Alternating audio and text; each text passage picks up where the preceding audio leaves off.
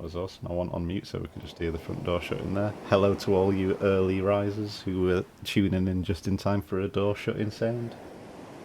It's making a mockery of our professionalism here. It's better than muting yourself and staying muted, though, isn't it? Yeah, it'd be really bad if we'd ever done that. I should put my knife back away. I was opening packages with my combat knife. Like the bad dude I am. That's quite a window into your world, isn't it? Well, it was kind of an accident. It was a birthday present from Joe, and you know what Joe's like. And we were asking. Oh no, it was a Christmas present. Sorry, we were asking for a kitchen knife, or we just said knives, and we assumed you'd get kitchen knives. But he's like, "No, Sam lives in London. Just get him a fucking combat knife." Nothing says Christmas like a good solid combat knife, does it? It's actually, if you translate the Bible properly, it's gold, frankincense, and serrated and knives. Knife. Yeah. Anyway, that's been a minute of waves now, so I think we're safe to actually bring ourselves into vision. So let's just do that. Oh yeah, I was supposed to turn off the waves as well, aren't I? Oh fucking hell, my professional. Don't put this on LinkedIn. Hi, I'm Sam. Hi, I'm Andy, and my cat's here this time. Yes. Hey, Freddy. He looked at the no, he didn't look at the camera at all.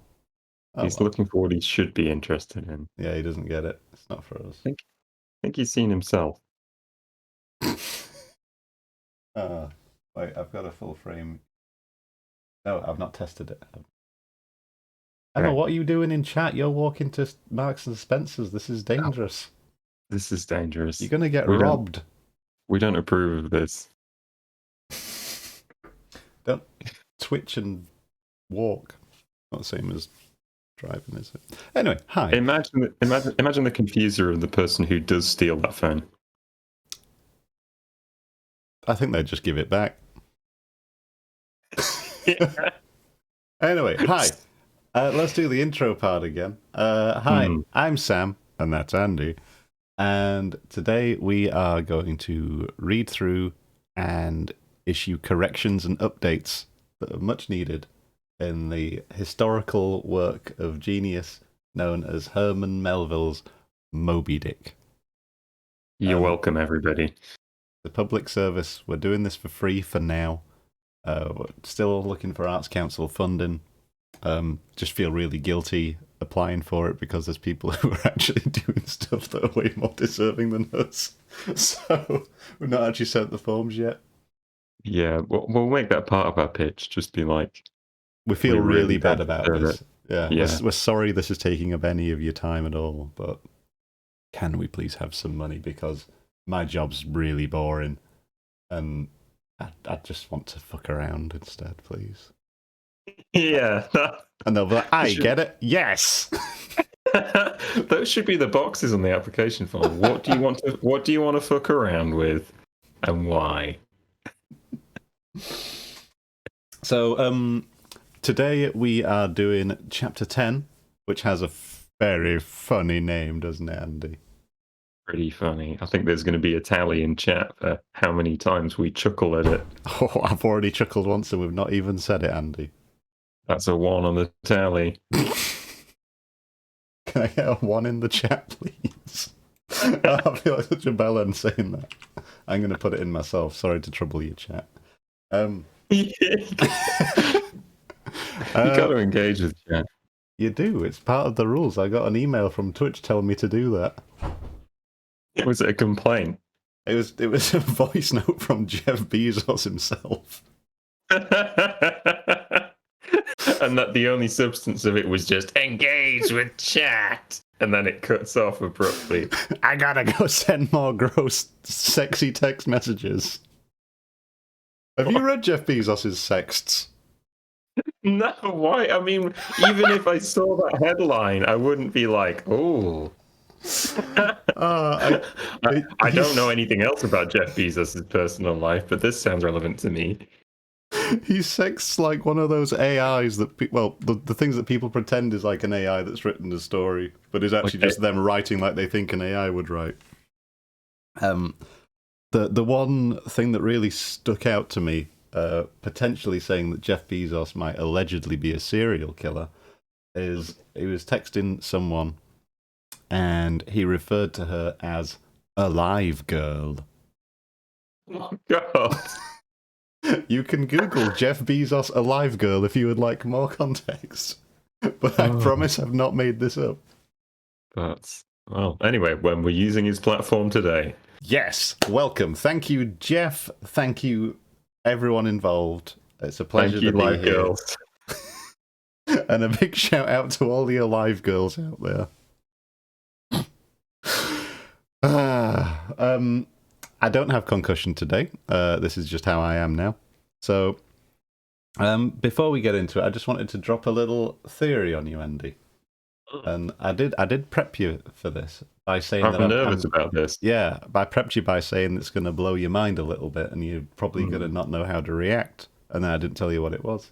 So, right, as old back as like sailing stories and all that lot go, there has always been stories from people who found like sea monsters, and they're always a bit serpenty and looking a bit like Loch Ness with that, like a sea diplodocus. What was that dinosaur called that was like a diplodocus in the sea? Plesiosaur? Yeah, them. Always looked a bit like a plesiosaur. Plesiosaur that. Or maybe you wouldn't be if you knew that that's also what a whale's dick looks like. What? I read a theory, a rumor, that people who initially reported seeing weird sea monsters and tentacles and stuff might have just been looking at a whale boner poking out of the waves. Wow. What, and whales are just really exhibitionist about it? I can't imagine. Maybe. I can't presume to understand what they're doing, but sometimes it's nice to get a breeze on. Maybe that's what's happening, and sailors have not seen the rest of the whale and have just seen a massive whale dinger. It's forcing me to reassess everything I know about like whale song being relaxing when it's played in like spas and stuff. Let's see all this stuff going on. It's always been going on, but yeah, just something to think about whenever someone's talking about a big spooky sea monster. Might have just been a bit of a penis. You can probably tell from my theorizing that what I'm avoiding is saying, but Sam, what does a whale's penis look like? Because I really don't need to see that. I mean, you could just Google it. I'm not going to, because I already saw some stuff when I was searching for a AR filter to turn someone into a whale face, and it turns out that when you search for Moby Dick filter webcam, it just directs you to X videos, which was a big surprise. And then I clicked it out of curiosity, and that's just burned on straight onto the cortex there. That's been etched into my consciousness, and that's never going to leave. It's traumatic, this, isn't it? Every week. Every week we get more damaged by the things we discover and say. I mean, so you're really back from the concussion. If I do Google whale penis, is it literally just going to show that grainy black and white photo of the Loch Ness monster? Is that what you're saying? I mean, if you put it side by side, you might struggle to tell the difference. It looked like two Loch Ness monsters. The same picture, yeah. Just one of them's had a grainy filter on, and they've inverted the colours. Or some kind of crazy whale video. Yeah, just be careful where you click. Google Images might be safe. Anyway, we should probably get started. Okay. So, as we said before, this is quite a funny one, because the chapter title of this chapter is Chapter 10, A Bosom Friend.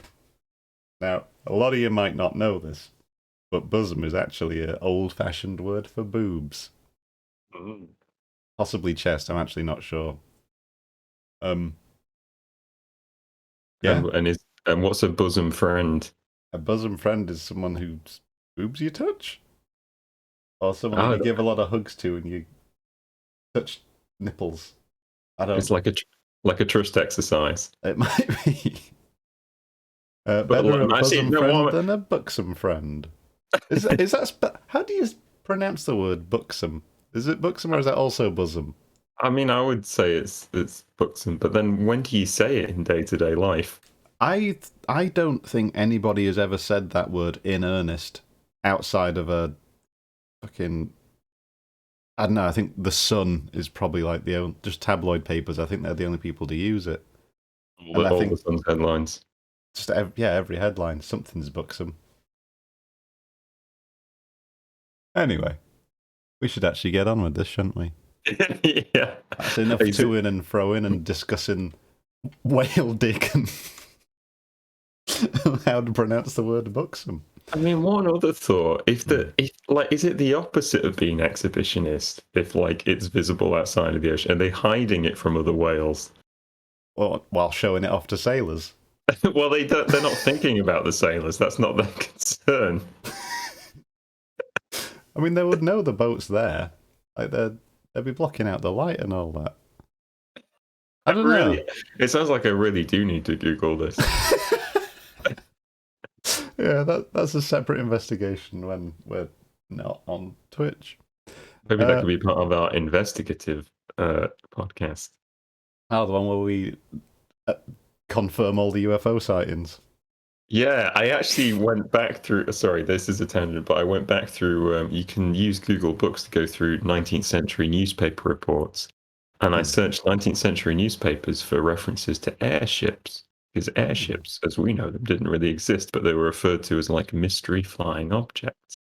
There's this specific craze in like the late 1800s that I came across where like people in the US kept citing this freaky airship. But the stories become increasingly outlandish. I don't want to spoil it if we do this as a podcast, but I think you'll enjoy them. I think I will. Anyway, right now it's time to talk about bosom friends. Yes. So, I'll take first chapter. Returning to the Spouter Inn from the chapel, I found Queequeg. Oh, we forgot to do the recap. I was hoping you'd forget to do the recap, but you know what? We're not going to do the recap. I'm going to do the shortest recap you've ever heard. Mm-hmm. Right? I'm going to do it. Let me just get back on here so you can't see what the music's going to be. All right. So, I've pressed play. It's loading. Come on, YouTube. There we go. Right.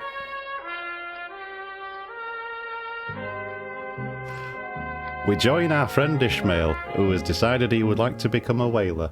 He has since gone off to try and get on a whaling ship, but he's got to wait around a bit. So while he's been waiting around, he's gone to a church and he's listened to a bit of a story about Jonah and a famous whale. And he's also made friends with a cannibal called Queequeg. Recap over. Bye. Right. Nice. Okay, so we are returning to the Spouter Inn from the chapel. I found Queequeg there quite alone. I thought he was at the chapel with him. They must have gone elsewhere. I think maybe Queequeg left halfway through. He got bored. Oh, wait, no, he did say that. He having left the chapel before the benediction sometime. He was sitting on a bench before the fire with his feet on the stove hearth, and in one hand was holding close up to his face that little N-word idol of his, peering hard into its face. Like, I don't know if that is, I don't know if you're allowed to say that, but I would. I don't think it's. I would not cool, like really. to. No. Peering hard into its face, with a jackknife gently whittling away at its nose, meanwhile humming to himself in his heathenish way. All right, this is all pretty straightforward, I reckon. Classic Ishmael. Yeah. I got back from the church, the show being over and all that. And when I got back to the inn, Queequeg was there. He must have been... Oh, yeah. He must have left some way through the part about God. And he was now sat in front of the fire. How do you spell whittling? Has it got an H in it? Yeah. Whittling. 2 T's. Whittling his little action figure thing. And that's all he was doing, wasn't it? Did I miss out? With the jackknife? Yeah. He's and humming to himself. Yeah, we're having that. Humming to himself. Humming to himself in his heathenish way. Oh, could we lose? I guess. Do we need What? heathenish? Yeah, because Ishmael's a bigot. That's close. fine. Yeah. I'm convinced. Okay, I'll take away the next bit. But being now interrupted, he put up the image and pretty soon, going to the table, took up a large book there and placing it on his lap, began counting the pages with deliberate regularity. At every 50th page, as I fancied, stopping a moment, looking vacantly around him, and giving utterance to a long-drawn, gurgling whistle of astonishment. Andy, could you just do us a long, drawn-out gurgling whistle of astonishment? The gurgling's going to be tricky.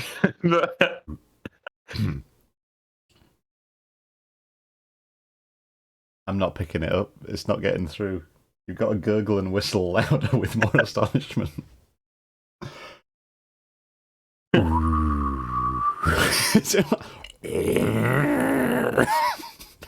My cat is going absolutely nuts for this. I must be one of those. Yeah, that's it. It sounds like a Resident Evil jump scare. Yeah. Okay. He would then begin again at the next 50, seeming to commence at number 1 each time, so he could not count more than 50. And it was only by such a large number of 50s being found together that his astonishment at the multitude of pages was excited. What? Is he just excited that there's a lot of pages in the book? Is he reading them? Well, this is it. Is he really reading? Or what is reading if we're taking meaning from pages and interpreting it in our own way? Andy, when you say things like that, it makes me want to go. And that's what Queequeg's feeling. Okay. But being now interrupted. Okay, so he's been interrupted by Ishmael coming in and just staring at him again. Yeah. And he's like, oh man, I need to get busy. I need to pretend to be busy. I don't know if me turning up and staring at him put him off or whatever. But he pretty quickly put it away and started reading a book. Did we say which book? No, yeah, we're in suspense. Reading a big book. I say reading, but really it was more like he was just flipping the pages really quickly, stopping every 50. You got to write the word 50, don't you? Otherwise people get angry at you. Stopping every 50 or so, and then doing like a weird gargle, scream, whistle sound, as if to go, wow, that's a lot of pages. And then he'd start again, counting to the next 50. Getting louder and more gargly every time. How do you spell gargly? Does it have an E in it? Gargley? I'm dropping the E. Yeah, I'm going GLY ending. I think so. Otherwise it'd be gargley. No one's gargley. Getting louder and more gargly every time. Good. Is this how we're going to feel as we start flipping further and further into Moby Dick? When we start recapping what we've written, I think we're going to do that. We've not written 50 pages yet. We're currently on page 23 of this document. But when we do, it's going to be a gargling whistle to astonish the ages.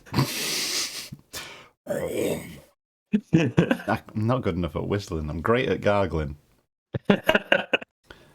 Okay. I'm going to throw in the part about maybe he can't count higher than 50. I thought that maybe he couldn't count higher than 50. Considering he would restart from 1 after every weird noise. Weird sounding celebration. After every, let's just say after every 50. He would restart from 1 after every 50. But then, maybe I should mind my own business. Or maybe... Oh. Maybe I should keep staring at Maybe I should continue to investigate.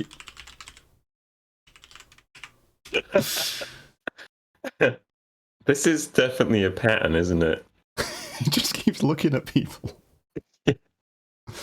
Okay. With much interest, I sat watching him, savage though he was, and hideously marred about the face, at least to my taste. His countenance yet had something in it which was by no means disagreeable. You cannot hide the soul.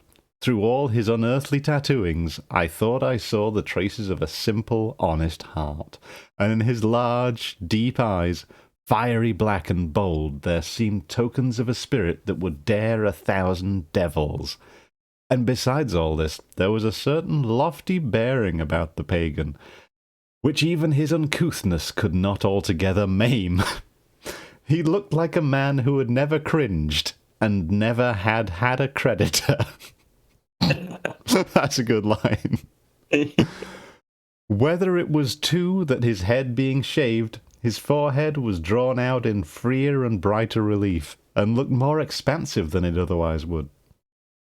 This I would not venture to decide, but certain it was his head. Oh no, we're going into phrenology. But certain it was his head. Oh, but certain it was. His head was phrenologically an excellent one.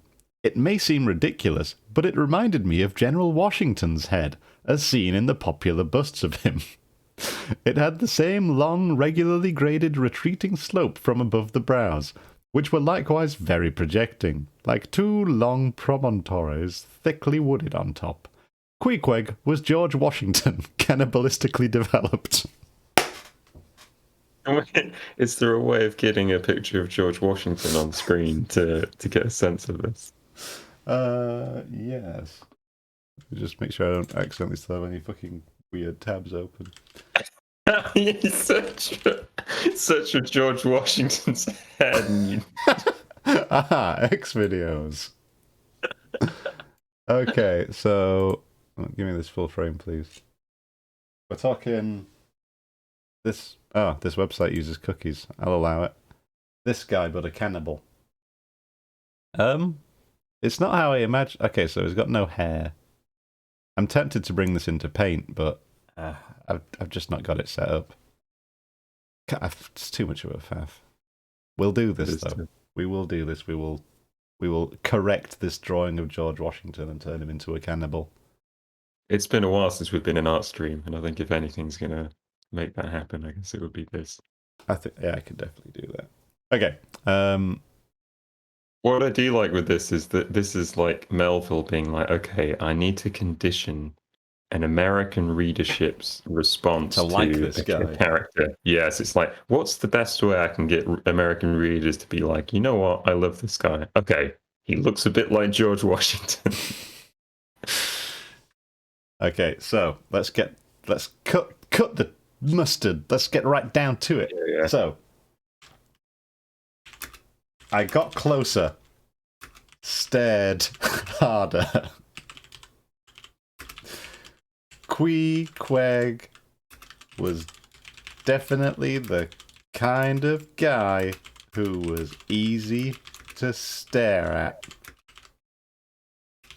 If you get my meaning. He might have had a bunch of fucked up tattoos on his face, which, sure, some people are into, I guess. And he might have had a weird haircut, but he had that kind of handsomeness about him that just makes you assume they're a good person and that you should trust them and hang around them as much as you could. Cannibal or no? If I were to be one of those head measurer weirdos, I'd probably say that he had a good head.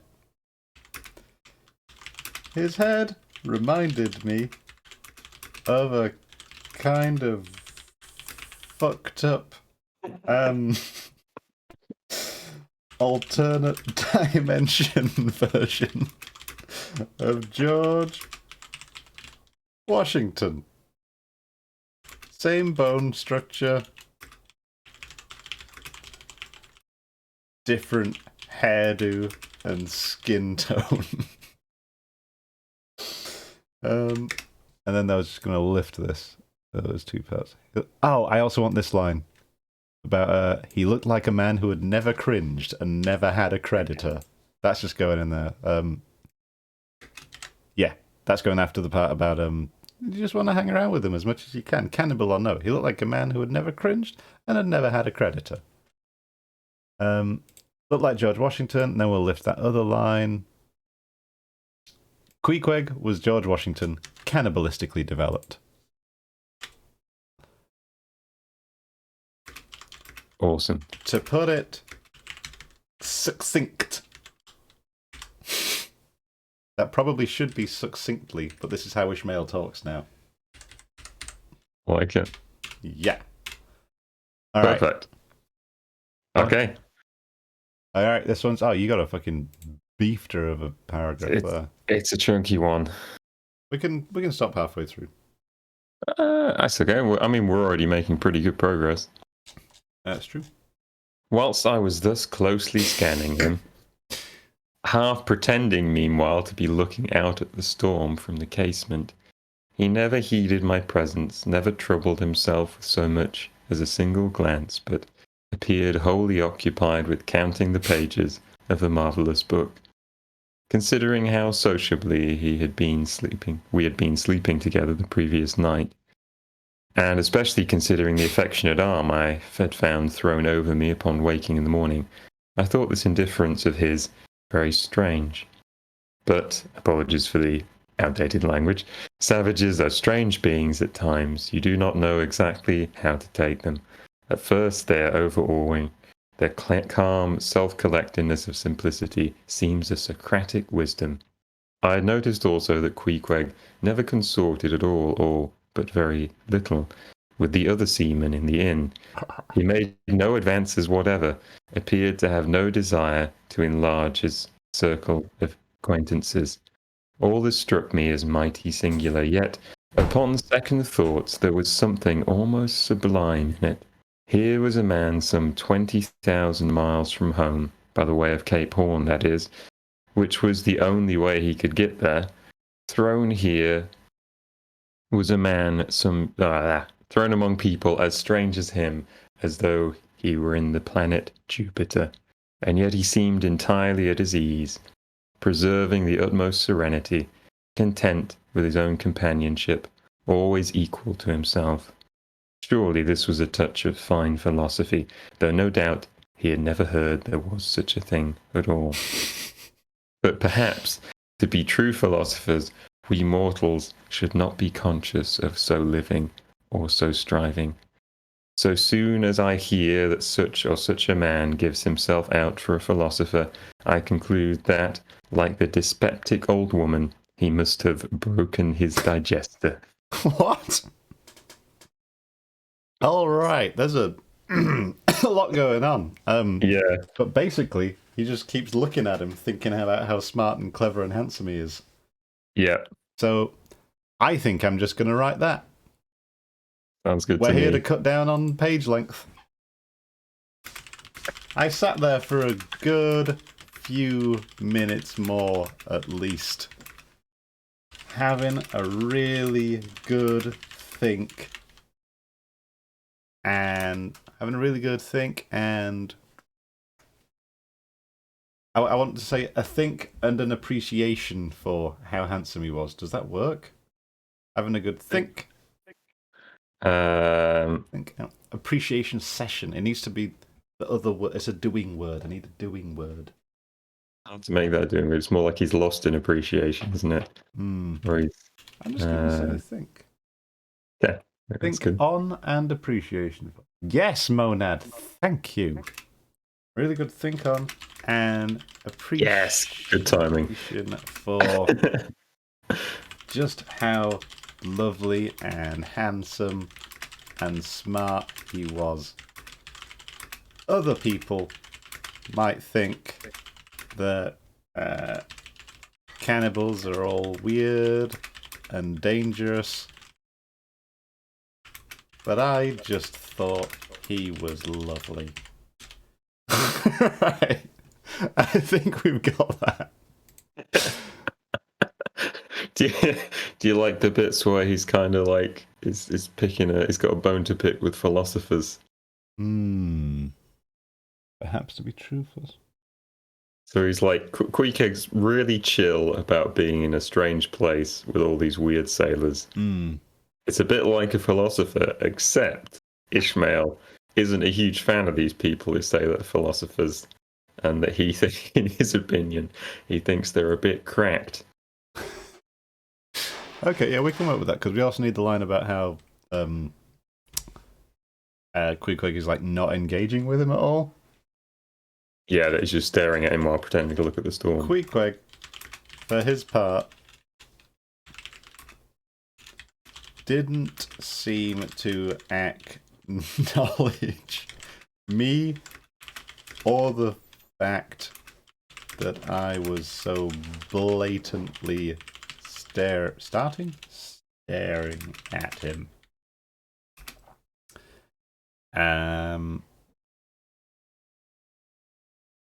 He just sat there, completely content in his own company, like someone who's got it all figured out. Some sort of philosopher. If a philosopher, yeah, ever actually knew anything. Brackets, they don't. But Queequeg did.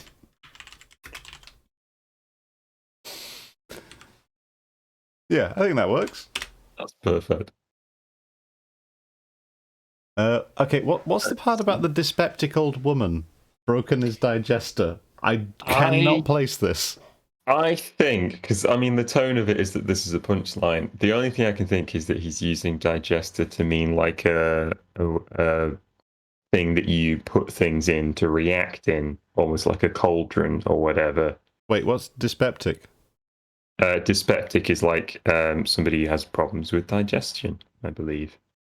Like indigestion is like, like peptic ulcer, dyspeptic. So as soon as I hear that such or such a man gives himself out for a philosopher, I conclude that, like the dyspeptic old woman, he must have broken his digester. So he's not saying that it's they funny get like acid reflux. It's funny in two counts for him because the idea of old ladies having indigestion and saying, "I've broken my digester," it's funny to Ishmael. And also what's funny to him is the idea that philosophers in this place where their thoughts are ruminating, this vessel for holding their thoughts is broken. So that's his two things that are a real chuckle. Yeah, that one does. That's not making the leap to modern Make that understanding. into a joke, Sam. I can't. All right, we're happy with that. We've really cut down there. Heck yeah! Right. Oh, here we are. Actually, Mona's got some better context. Oh shit! So yeah, it's not just a cold me thing. The digester is a machine, a kind of pressure cooker, invented in the 17th century. Basic metaphor of the stomach of a digestive system machine. Blah blah blah. Makes sense. Oh. Well, Nice, good close reading. It needs a lot of history, and we've just got no time. We're doing this for Graham, and yeah, he's if we start telling him about old digester machines, he's going to close the book. I think I like Monad's summary though. I don't feel any better about it having read that. Same. Yeah, same. I think we're all on the same page. Okay, so as I sat there in that now lonely room, the fire burning low in that mild stage when, after its first intensity has warmed the air, it then only glows to be looked at, the evening shades and phantoms gathering around the casements and peering in upon us silently, solitary twain, the storm booming without in solemn swells. I began to be sensible of strange feelings. I felt a melting in me. No more my splintered heart and maddened hand were turned against the wolfish world. This soothing savage had redeemed it. There he sat, his very indifference. Ishmael is thirsty AF for this guy right now. Had redeemed it. There he sat, his very indifference, speaking a nature in which there lurked no civilized hypocrisies and bland deceits. And he's just projecting all this. The guy's done nothing. This is just him going off on one again, but... Oh, God, I hate it. I hate Ishmael so much. Wild he was, a very sight of sights to see. Yet I began to feel myself mysteriously drawn towards him. And those same things that would have repelled most others... They were the very magnets that thus drew me. I'll try a pagan friend, thought I, since Christian kindness has proved but hollow courtesy. I drew my bench near him and made some friendly signs and hints. Sorry, I distracted myself by waving to show what a friendly sign might be. Yeah. Doing my best to talk with him meanwhile. At first he little noticed these advances, but presently, upon my referring to his last night's hospitalities, he made out to ask me whether we were again to be bedfellows. I told him yes, whereat I thought he looked pleased, perhaps a little complimented. Man. Just that bit of, again, Ishmael of, gesturing, actually speaking, and the whole time Queen Quig's just like, no, just gonna keep flipping pages. Oh Christ! Oh, Emma's bringing some real stuff. Well, yeah, I don't think Queen Quig does want to be his friend. He seems pleased though. Says that Ishmael is a pickup artist. Wait, actually, Ishmael is or Queequeg is, because Queequeg's the one who's decided on this great tactic of I'm going to enigmatically sit here. If you've ever tried this in a bar, you just sit there and count the pages of books, until you get to 50, and then you let out a really loud, yeah, like that, and then you continue going. Eventually, somebody's going to come over and talk to you. You got more babes on you than the front cover of Babe Pig in the City. More than one, I guess. Wait, is there more than one babe in the movie Babe? No, it's still just there's just the one babe. I don't know, they probably had different things actually. How many pigs do you think played Babe? I'm not looking that up. That's going to make me sad. Yeah, and then No. you go to the IMDb and it's like their career is like, yeah, they were in Babe as a piglet and then somebody ate them. Yeah. It'll have been the guy that directed Mad Max. That is a diverse range. You do Mad Max and then you do Happy Feet and Babe. He did Babe. Yeah, I think so. Wow. I might be lying. I never know. All right, so as I sat there in the now lonely room. Wait, why is the room lonely? Well, he's Because he's lost not in his own feeling like, head. yeah, and that Queequeg isn't paying attention to him and he's pretending not to pay attention to Queequeg. Yeah. I felt a bit lonely. What with Queequeg blanking me and all.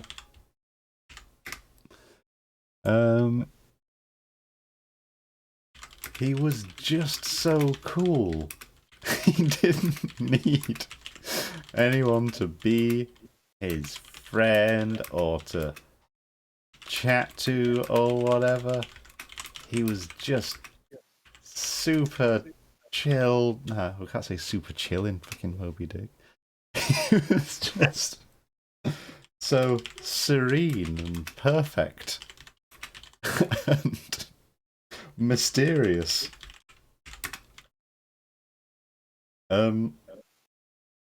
Is it just me, or like, are we like?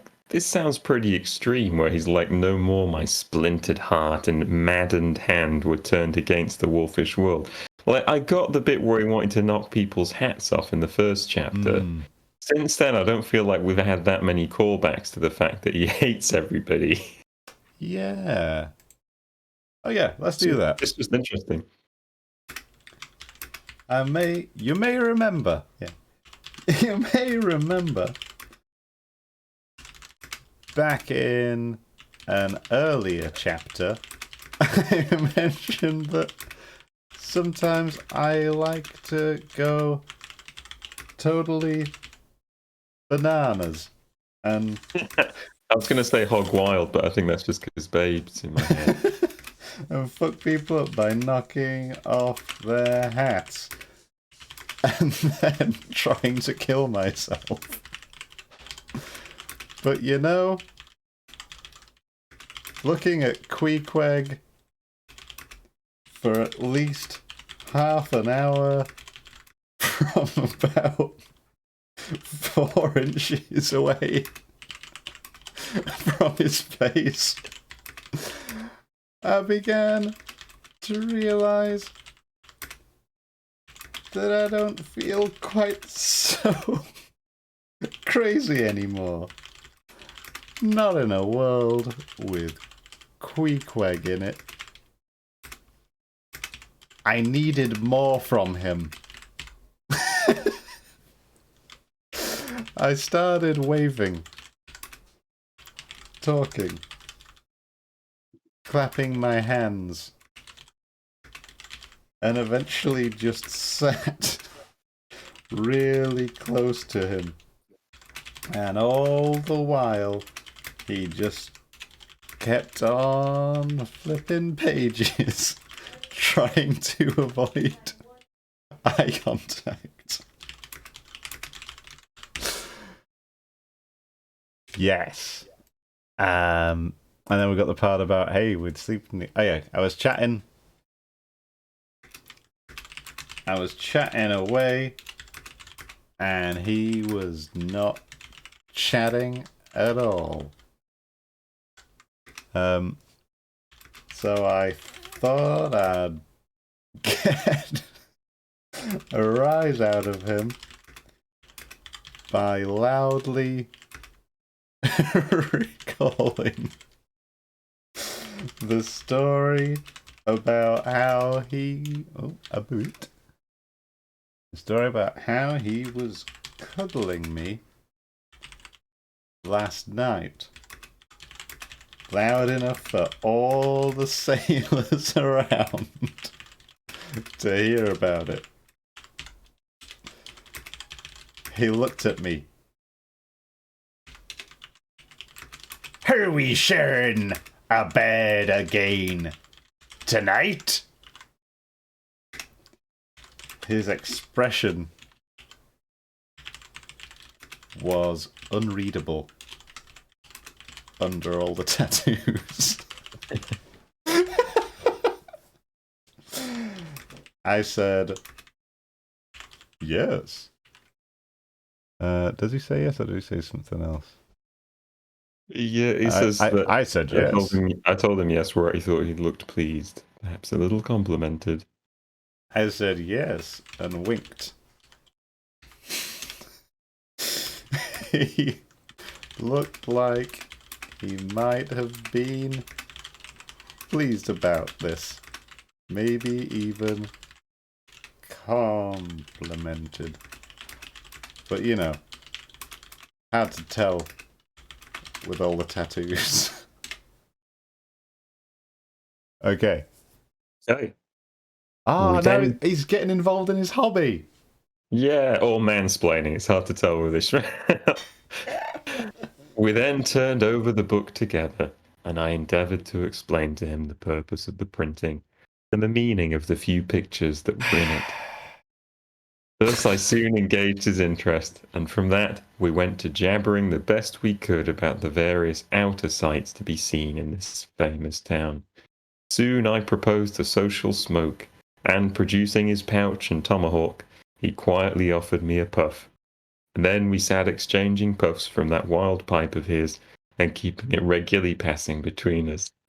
What I also like is, I proposed to smoke, by which I mean, I proposed he let me smoke the pipe. We should smoke. It looks at tobacco pouch.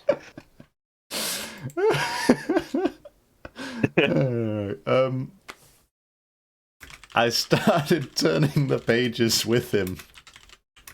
That must be really annoying. Can you imagine somebody doing that to you? And explained what books were.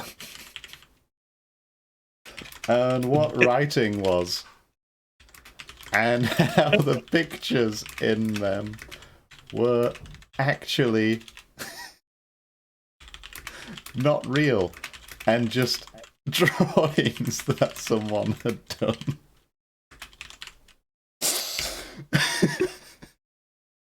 We still don't know what the book is. No, it's a mystery. It was... He can't acknowledge that this was annoying. Eventually, we moved on to talking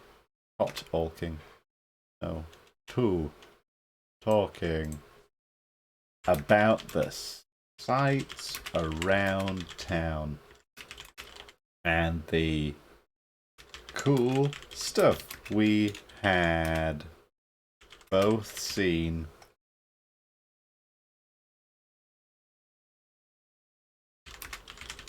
Then I said, we should have a smoke together.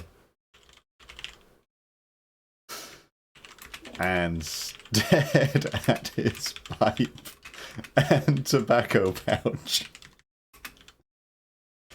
until he hooked me up. Whereupon we sat trading pipe puffs for a good while. Yeah. If there yet lurked any ice of indifference towards me in the pagan's breast, this pleasant, genial smoke we had soon thawed it out, and left us cronies. He seemed to take me quite as naturally and unbiddenly as I to him. And when our smoke was over, he pressed his forehead against mine, clasped me round the waist, and said that henceforth we were married. Yeah. Well, meaning, in his country's phrase, that we were bosom friends, and he would gladly die for me, if need should be. In a countryman, this sudden flame of friendship would have seemed far too premature. A thing to be much distrusted, but in this simple savage, those old rules would not apply. I mean, that escalated very quickly, I think. Yeah, it's why they are made for each other, really. After we had smoked... yeah, just after we had smoked. I'm just leaving that. After we had smoked... Queequeg held his forehead against mine. Tightly against mine, yeah. Tightly against mine. Pulled me into him by the waist. Yeah, pulled me... Yeah, just pulled me into him. Pulled me into him with his big arms wrapped around my waist and whispered into my mouth. We are married now. And I said... Wait, no, it's funny if he doesn't get the clarification from Queequeg. He says... He said married, but he actually... but he actually didn't mean it like you or I might use the word. Because Queequeg comes from a strange place where marriage is just a thing best pals do. So he was basically saying we were best friends. And that's not weird. Okay. Excellent. Yeah. I guess where Queequeg's from, people just make friends faster. Alright. Cool. After supper and another social chat and smoke, we went to our room together. He made me a present of his embalmed head, took out his enormous tobacco wallet, and, groping under the tobacco, drew out some $30 in silver. Then, spreading them on the table and mechanically dividing them into 2 equal portions, pushed one of them towards me and said it was mine. I was going to remonstrate, but he silenced me by pouring them into my trousers pockets. I let them stay. He then went about his evening prayers, took out his idol, and removed the paper fireboard. By certain signs and symptoms, I thought he seemed anxious for me to join in, but well knowing what was to follow, I deliberated a moment whether, in case he invited me, I would comply or otherwise. Okay, this is good. Alright. It feels like feels kind of like you wrote it already when he pours those dollars into his pocket. To be honest. When we went up to bed, Queequeg got out all his regular nighttime gear and then dumped all of his money onto the bed. We don't need to know how much it was. Exchange rates are always changing. No one gives a shit. Dumped all his money onto the bed. He separated it out into 2 piles and then pushed one pile towards me. I said, "Whoa, what? No, I can't take this." But then he just picked up my pile and poured it into my pockets. I kept it.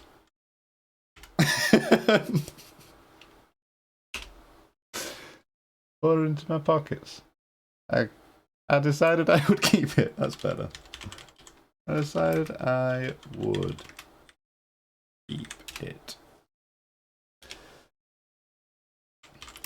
He got rid, right? He got rid of the fire guard and got his little weird prayer figurine out again and looked at me like he might be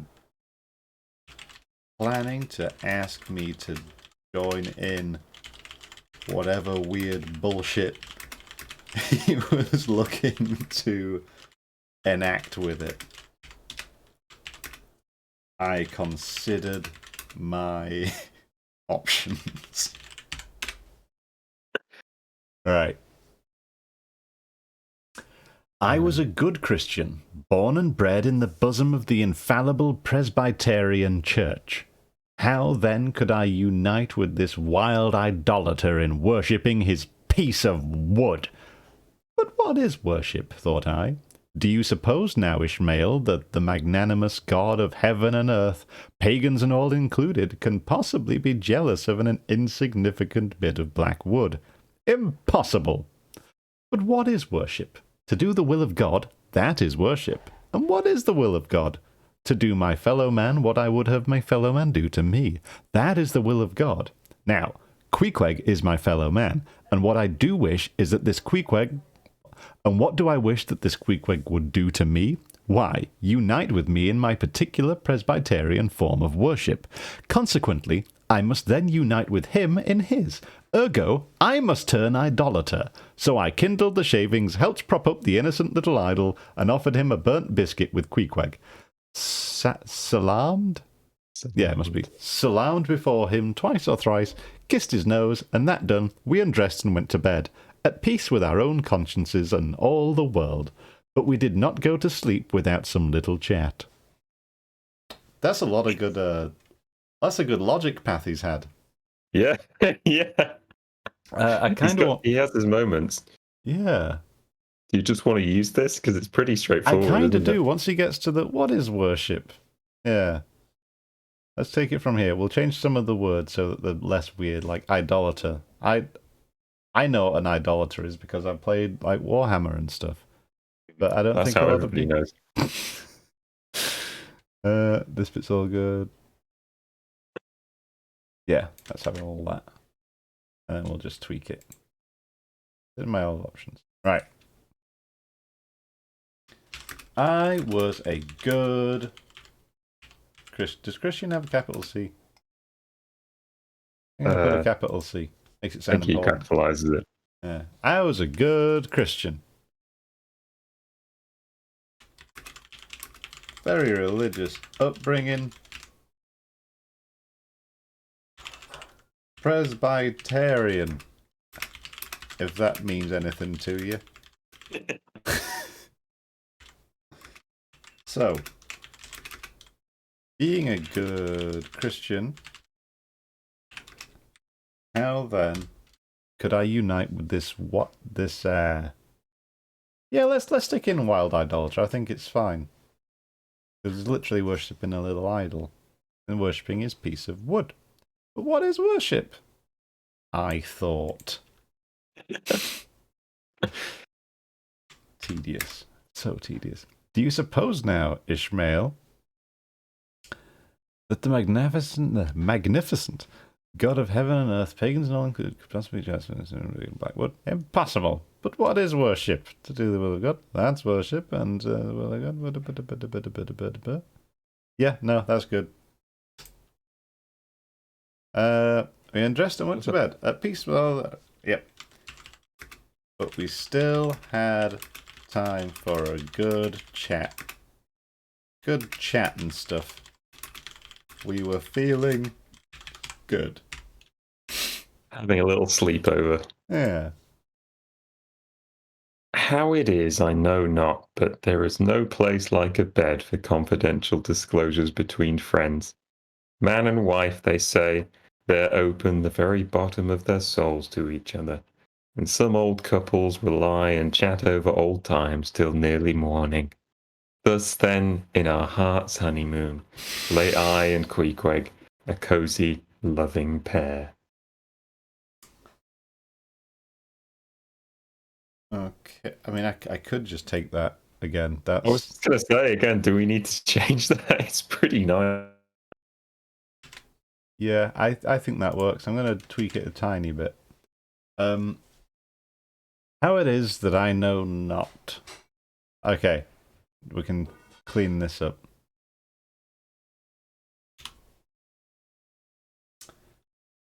You know, there's no place like a bed for confidential disclosures between friends. Man and wife, they say.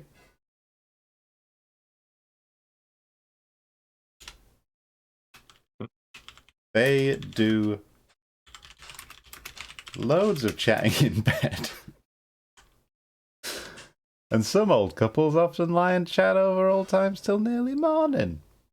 Thus then, in our heart's honeymoon, lay I and Queequeg, a cosy loving pair.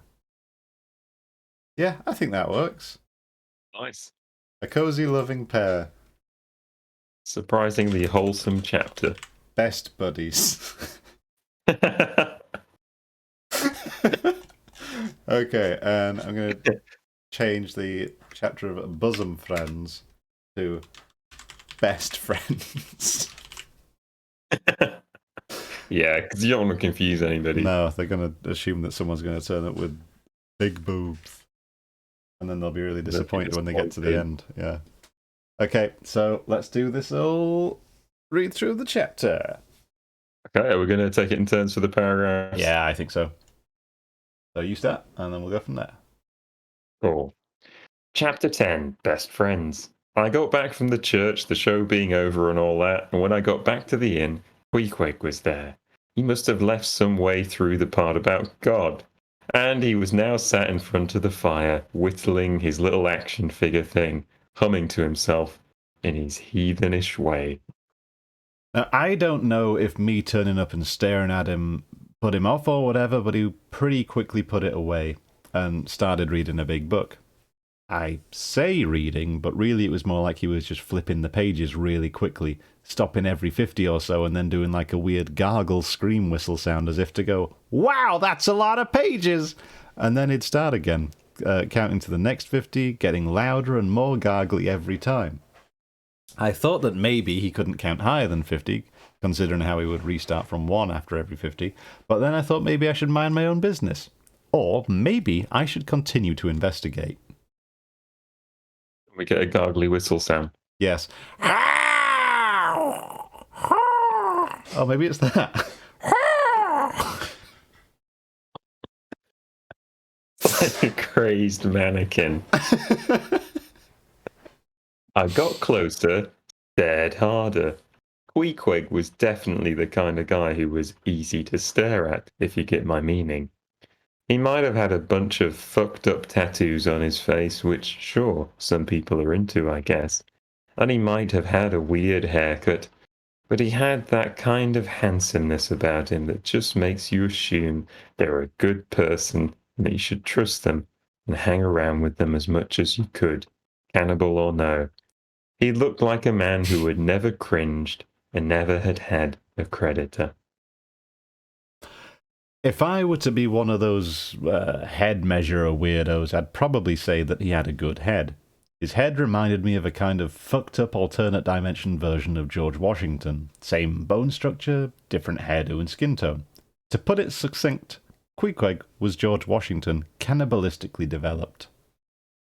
I sat there for a good few minutes more at least, having a really good think on and appreciation for just how lovely and handsome and smart he was. Other people might think that cannibals are all weird and dangerous, but I just thought he was lovely. Queequeg, for his part, didn't seem to acknowledge me, or the fact that I was so blatantly staring at him.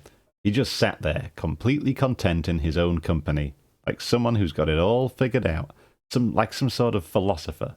If a philosopher ever actually knew anything, they don't, but Queequeg did. I felt a bit lonely, what with Queequeg blanking me and all. He was just so cool. He didn't need anyone to be his friend or to chat or whatever. He was just so serene and perfect and mysterious. You may remember back in an earlier chapter, I mentioned that sometimes I like to go totally bananas and put people up by knocking off their hats and then trying to kill myself. But looking at Queequeg for at least half an hour from about 4 inches away from his face, I began to realize that I don't feel quite so crazy anymore. Not in a world with Queequeg in it. I needed more from him. I started waving, talking, clapping my hands, and eventually just sat really close to him.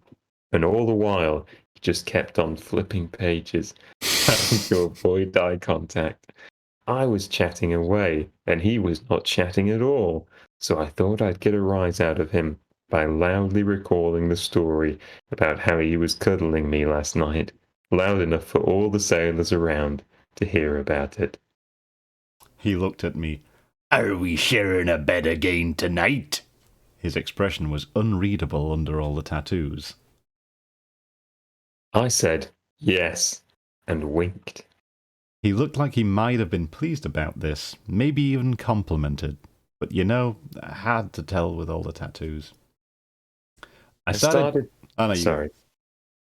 turning the pages with him and explained what books were and what writing was and how the pictures in them were actually not real and just drawings that someone had done. Eventually we moved on to talking about the sights around town and the cool stuff we had both seen.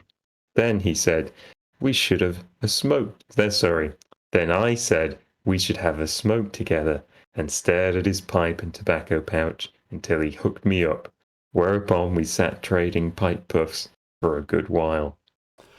After we had smoked, Queequeg held his forehead tightly against mine, pulled me into him with his big arms wrapped around my waist, and whispered into my mouth, "We're married now." He said married, but he didn't actually mean it like you or I might use the word, because Queequeg comes from a strange place, where marriage is just a thing best pals do. So he was basically saying we were best friends, and that's not weird. I guess where Queequeg's from, people just make friends faster. When we went up to bed, Queequeg got out all his regular nighttime gear and then dumped all his money onto the bed. He separated it out into two piles, and then pushed one pile towards me. I said, "Whoa, what? No, I can't take this." But then he just picked up my pile and poured it into my pockets. I decided I would keep it. He got rid of the fire guard and got his little weird prayer figurine out again and looked at me like he might be planning to ask me to join in whatever weird bullshit he was looking to enact with it. I considered my options. I was a good Christian, very religious upbringing, Presbyterian if that means anything to you. So, being a good Christian, then, how could I unite with this wild idolater in worshipping his piece of wood? But what is worship? I thought. Do you suppose now, Ishmael, that the magnanimous God of heaven and earth, pagans and all included, can possibly be jealous of an insignificant bit of black wood? Impossible. But what is worship? To do the will of God. That is worship. And what is the will of God? To do my fellow man what I would have my fellow man do to me. That is the will of God. Now, Queequeg is my fellow man, and what do I wish that Queequeg would do to me? Why, unite with me in my particular Presbyterian form of worship. Consequently, I must then unite with him in his. Ergo, I must turn idolater. So I kindled the shavings, helped propped up the innocent little idol, offered him a burnt biscuit with Queequeg, salaamed before him twice or thrice, kissed his nose, and that done, we undressed and went to bed, at peace with our own consciences and the world. But we still had time for a good chat and stuff. We were feeling good. There's no place like a bed for confidential disclosures between friends. Man and wife, they say, they do loads of chatting in bed, and some old couples often lie and chat over old times till nearly morning. Thus then, in our heart's honeymoon lay I and Queequeg, a cosy, loving pair. Best buddies. I realise I missed something out. Mm. The part where they get up to the bedroom and Quick is like, "Oh, do you want this shrunken head?" And it's like, Oh yeah, not even like he doesn't go off on one about the shrunken head. It's just, "Oh, cheers." yeah. Cool. Straight into the bag. Well, I mean, Quick is making a living out of selling these in the street Yeah. while he's not whaling. So presumably people are just like, yeah, that's cool. I'll have that in my house. Mm. It was before this. Emma says that. Sorry, I was going to say Emma says that paragraph was perfect. I think she's referring to the paragraph about going bananas and fucking people up by knocking their hats off, because that was an amazing paragraph. Mushroom panel. Get all the regular nighttime gear, including that shrunken head from before, which he gave to me. Because I like it because it implies like there's no mention. It's just, oh yeah, he gave me that, and then he tried to give me money as well. And I was like, whoa, whoa, whoa, whoa! A shrunken head is one thing. Coinage? What the fuck? Okay, I think that's us done there. Yeah, I think that's a time. Good little chapter. I had fun. I also had fun. I hope you had fun in the chat as well. Mm-hmm. And just to prep you for next time, what have we got coming up? Why, it's the shortest chapter I've ever seen. Chapter 11, Nightgown. Oh, is this where we're going to learn about what that weird doormat was Ishmael tried on? Oh, yeah. I need to know about that. Anyway, cool. I'm probably going to hop off, and I will see you later. All right. Let me just put, do we close out with Whale Song or Ocean Way?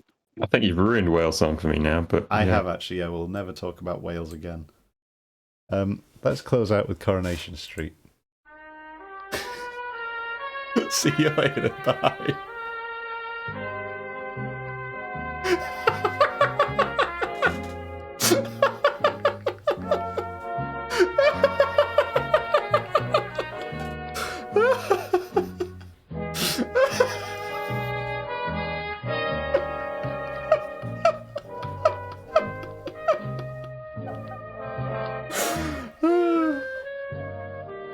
Oh, what a tune.